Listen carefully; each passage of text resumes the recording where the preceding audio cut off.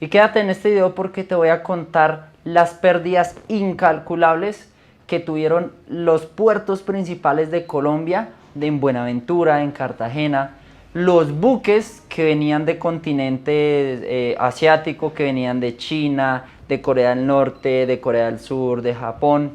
las empresas operadoras del puerto y todo un sinnúmero de logística y de personas y empresas en el puerto dedicadas al servicio de logística y de transporte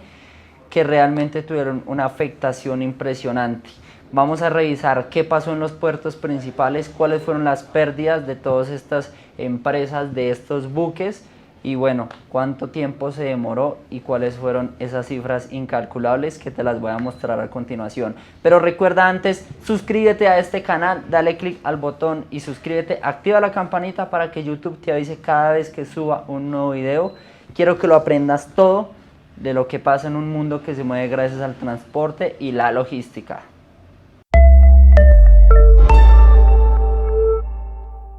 Saludos apasionados del transporte y la logística, soy Miguel Ángel García, fundador de LAM Logística y vamos a realizar un recorrido en uno de los paros más largos de la historia que duró 46 días y analizar pérdidas que tuvieron que ver no únicamente con el sector transporte terrestre ni con los camioneros, sino también con los servicios conexos a este, en transporte e importación, en puertos, en buques y en operadores logísticos o en operadores portuarios en los principales puertos de Colombia. Vamos a revisar punto a punto cuánto perdía un buque cada día que pasaba esperando a ver qué se definía dentro de las carreteras de Colombia y dentro de los camioneros en comunicación con el gobierno y que les cumplieran sus garantías. Si aún no sabes por qué existe un paro, te invito a que revises dentro de mi canal ya el video que he montado de por qué hay un paro nacional en Colombia y cuáles son las principales causas por las cuales los camioneros defienden y por las cuales van al gobierno, se comunican con el gobierno para que éste les solucione. Más sin embargo, saliéndonos un poquito del contexto, vemos que el sector de logística, que dentro de estos está el transporte y están los camioneros, tiene un efecto dominó. Los camioneros hacen paro, es decir que los puertos se paran, los puertos paran y las capacidades no dan abasto porque cada vez llegan más buques, gracias a que,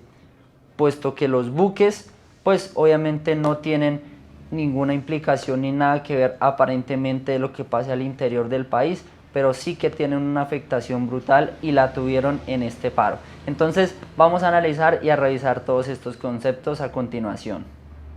Bueno, y uno de los puertos principales por los cuales se moviliza casi que el 50 o más del comercio internacional y lo que hace que nuestro país se comunique con todo el mundo es el puerto de Buenaventura.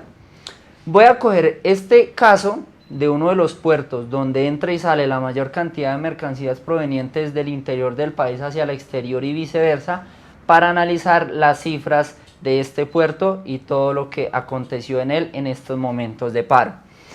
Y nos damos cuenta que, haciendo un análisis exhaustivo, después de 24 días que este paro generó un transcurso de día a día, sumando 24 días, cuando inició desde el día 1, cumplimos con el 85% de capacidad de la sociedad portuaria de Buenaventura. Esto, llegar a esta capacidad, pues nos genera una alerta impresionante, porque estar únicamente a una luz pequeña de llegar a ese 15% para copar todo el puerto es el terror para las empresas de logística que operan allí y para el comercio exterior de nuestro país, Colombia. Entonces, después de estos 24 días, pues obviamente hubo una preocupación gigante dentro del sector de aduanas, de logística y de comercio exterior. Entonces hubo una gran reunión donde el presidente de la Sociedad Portuaria de Buenaventura, el señor Víctor González, confirmó que estábamos a 2 semanas para cumplir con el 100% de la capacidad que este puerto pueda albergar en carga. No obstante, ante eso, en esos momentos de paro, digamos que antes de que iniciara el día 1, se estaban realizando unas obras en la vía entre el sector de Buenaventura a Mediacanoa. Entonces esas obras en la vía imposibilitaban, o más bien lo que hacían era que generaba una reducción del tráfico que había en las vías diurno y nocturno, y preciso en los momentos del paro y en uno de los corredores viales más importantes de nuestro país hubo un cuello de botella porque habían unas obras que estaban en ese momento. Para estas obras que estaban entre Mediacanoa y Buenaventura, el Ministerio del Transporte lo que hizo fue reducir el flujo vehicular entre las 10 de la mañana a las 8 de la noche. No obstante, necesitándose que se movilizaran los vehículos para poder retirar las cargas del puerto y llevarlas al interior del país, o tanto como sacarlas y exportarlas al mundo, pues generó un tropiezo esta decisión que se tuvo en unos momentos días antes de que empezara el paro, y pues ya estaban estas obras. Pero salió el presidente de la ANDI, Gabriel Velasco, y confirmó y solicitó al gobierno y al Ministerio de Transporte que por favor abrieran esta vía, no continuaran con las obras y que el horario de 10 a 8 p.m. en paso restringido no existiera. Entonces lo que se hizo fue que este paso restringido no existiera en los momentos en los que había una capacidad del 85% y estando a 2 semanas de que hubiera un colapso en el puerto de Buenaventura, más exactamente en Sociedad Portuaria. Entonces él empezó a dar un flujo del corredor vial gracias a esta decisión que tuvo el presidente de la ANDI, Gabriel Velasco. Yéndonos a este punto, el presidente de Sociedad Portuaria de Buenaventura, Víctor, confirmó que hubo una reducción del 60% de los vehículos que operan, que ingresaban y que salían de los puertos como lo es uno de Buenaventura. Entonces 60% menos de vehículos ingresando a retirar cargas o ingresando a entregar al puerto. Y aquí, después del 24º día, un represamiento de 120.000 toneladas que estaban en este puerto, en contenedores, en carga a granel y en diferentes tipos de mercancías. Ahora, pese a esto, no obstante era la situación muy preocupante, te quiero contar y quiero analizar cuáles fueron las pérdidas de los buques, que eran los vehículos que llegaban a descargar a este puerto principal. Acabaste de entender más o menos cuál fue el concepto del puerto y preciso algunos percances que habían en la vía para llegar a pero entonces vamos a hablar en específico de los buques. Si este tema te interesa y si quieres continuar, recuerda antes suscribirte a este canal, dale click al botón y suscríbete para que YouTube te avise cada vez que suba un nuevo video activando la campanita. Continuemos. Entonces, un buque se tenía que retardar, gracias a que la capacidad, un buque se tenía que retardar por la causa de que la capacidad del puerto era el 85%, se tenía que retardar de 4 a 7 días para realizar el descargue y la entrega de todos los contenedores. Esto quería decir de que si un buque lo descargaban en un mismo día o máximo en día y medio, en una temporada normal de operación de puerto, pues en el paro un buque le costaba el día adicional un valor aproximado de $20.000, que si lo trasladamos a pesos colombianos y llevado al año 2016, más o menos eran 80 millones de pesos que le costaba al buque estar esperando a que le descargaran y quedara 100% desocupado en los momentos en los que estaba el colapso de la capacidad del puerto y del paro camionero dentro de las vías nacionales. Esto nos da a que ya analizando el 7 de julio, recuerdas que en un video anterior te comenté que el paro camionero del 2016 inició el 5 de junio. Para el 7 de julio se representó más de 200.000 toneladas que estaban en el puerto de Buenaventura esperando a que se realizara la movilización de estas. Bueno, y contextualizándote un poco, llevando el panorama más general al departamento del Valle del Cauca y del sur del país, que es el Cauca y el Nariño, nos damos cuenta de lo siguiente. Una expectativa a la plaza de Cali, a la plaza de abastos de Cali, donde se comercializan todo el tipo de frutas y verduras,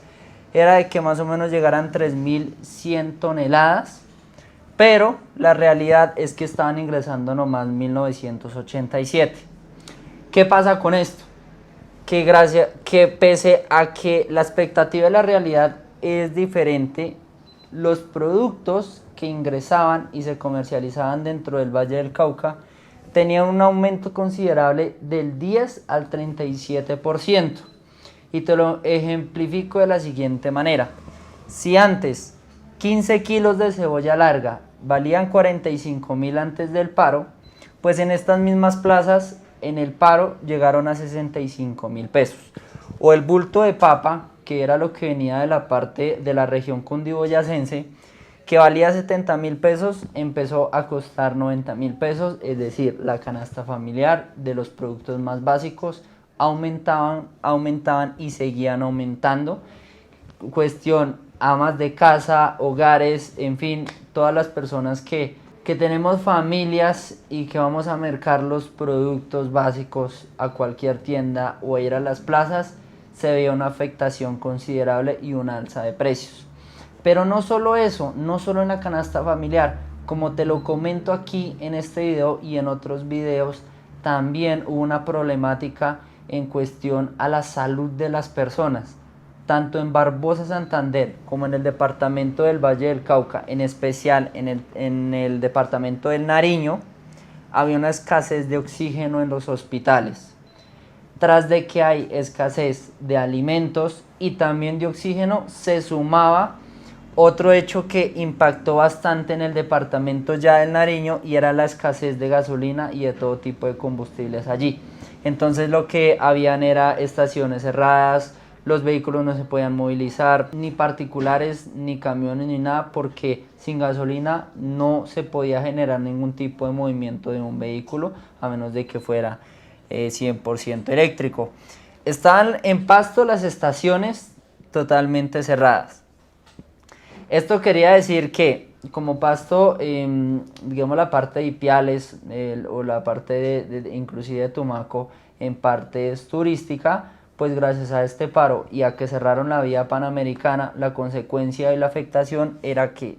0% de turistas ingresaban al departamento del Nariño y los alimentos seguían subiendo cada vez más a medida de que el paro se iba extendiendo por días y más días. 13.000 camioneros estuvieron totalmente inmovilizados en el departamento del Nariño, y aquí fue una gran afluencia de conductores, de transportadores, de propietarios de vehículos que se sumaron a este paro por específicamente un punto que dentro de un video que ya te expliqué cuáles fueron las causas, uno de los puntos importantes fue la chatarrización. Y es que los vehículos que se transitan en el Nariño, más o menos el 70% de camiones y de dobletroques, antes más o menos el 70% de camiones dobletroques y camiones sencillos son de modelo inferior a 1985. Entonces la chatarrización aplicaba para modelos de 1985 o más, pero en el departamento del Nariño se sufre de que los vehículos, o es una realidad de que los vehículos,